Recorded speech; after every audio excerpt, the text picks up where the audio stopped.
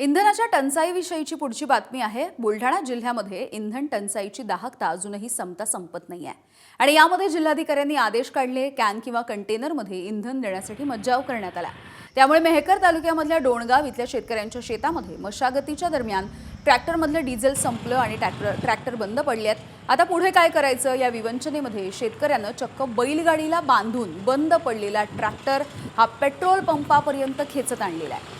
महामार्गानं बैलगाडीला बांधून ट्रॅक्टर नेत असतानाची दृश्य इंधन टंचाईची दाहकता दाखवण्यासाठी पुरेशी आहे।